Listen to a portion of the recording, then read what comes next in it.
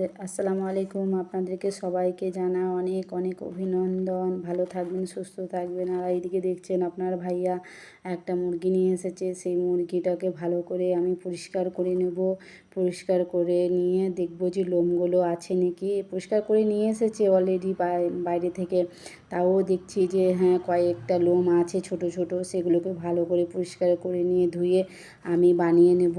টুকরো টুকরো করে বানিয়ে নিয়ে কিছু ফ্রিজে রেখে দেবো আর কিছু রান্না করার জন্য রেখে নেব।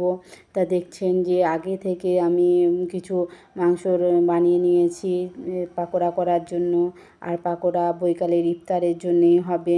আর এখন আমি মাংসগুলোকে টুকরো টুকরো করে বানিয়ে নিয়ে এখন আমি চলে যাব পেঁয়াজ কাটতে। পেঁয়াজ কাটা হয়ে গিয়েছে, তারপর আমি কড়াইয়ে দিয়ে দেবো পেঁয়াজগুলো। তারপর একটু লবণ দিয়ে দেবো। লবণটা দেওয়ার পর দেখবেন যে তেল অল্প লাগে আর পেঁয়াজটাও সেদ্ধ হয়ে যায়। আর এদিকে আমি আদা রসুন বাটনে বেটে নিচ্ছি, যাতে আমি ফ্রিজের কোনো মশলা ব্যবহার করি না, সেরকম প্রতিদিনই বাটি। আর এদিকে দেখছেন কত সুন্দরভাবে পেঁয়াজগুলো সেদ্ধ হয়ে গিয়েছে। এদিকে তেলও দিয়ে দেবো। আমি সরষার তেল ব্যবহার করি, অন্য তেল কিছু ব্যবহার করি না। দেখলেন আপনারা যে কতটা আমি তেল দিলাম আর কতটা তেল লাগবে, ওই তেলের মধ্যেই রান্না হয়ে যাবে। আর এদিকে আমি আদা রসুন বেটে রেখেছি, এদিকে দিয়ে দেবো। দেখতে পাচ্ছেন আদা রসুন দিয়ে দিয়েছি। এদিকে কাঁচা লঙ্কা বাটাও দিয়ে দেবো, লঙ্কা বাটাও দিয়ে দিয়েছি।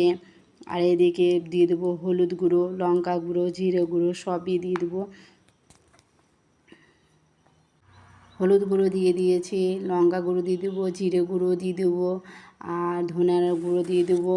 সবই দিয়ে দেবো ওর মধ্যে, মশলার মধ্যে। এদিকে মশলাগুলো ভালো করে দেখতে পাচ্ছেন লো ফ্লেমে রান্না হচ্ছে।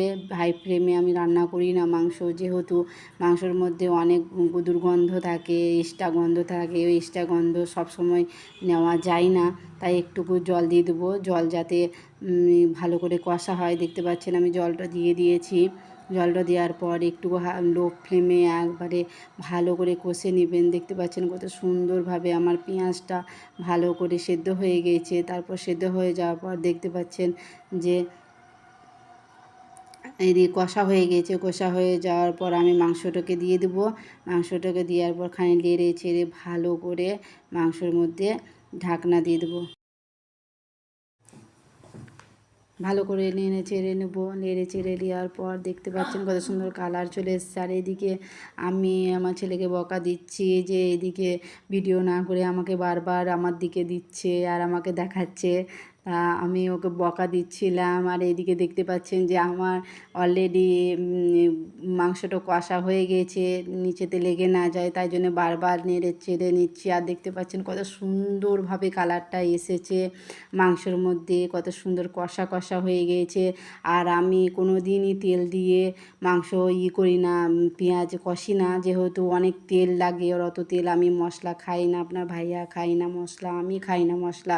বাচ্চাদেরকে মশলা কম খোয়াই। আর একটু একটু করে জল দেবো আর বারবার কষে নেব নেড়ে চেড়ে। আর কত সুন্দর মধ্যে দেখেন কত সুন্দর কালার এসেছে মাংসর মধ্যে। মাংসর কালারটাও ভালো লাগে আর এমনিভাবেই আমি রান্না করি। আর খেতেও ভালো লাগে, প্রচুর খেতে ভালো লাগে। আর সবই বাটনে বেটেই আমি দিই, একটাও আমি গুঁড়ো মশলা ব্যবহার করি না। মশলার মধ্যে অল্প মশলা ব্যবহার করি। আর এদিকে দেখছেন কত সুন্দর কালার চলে এসেছে। এদিকে আমি এদিকে আমার আলু ঘন্ট হয়ে গিয়েছে।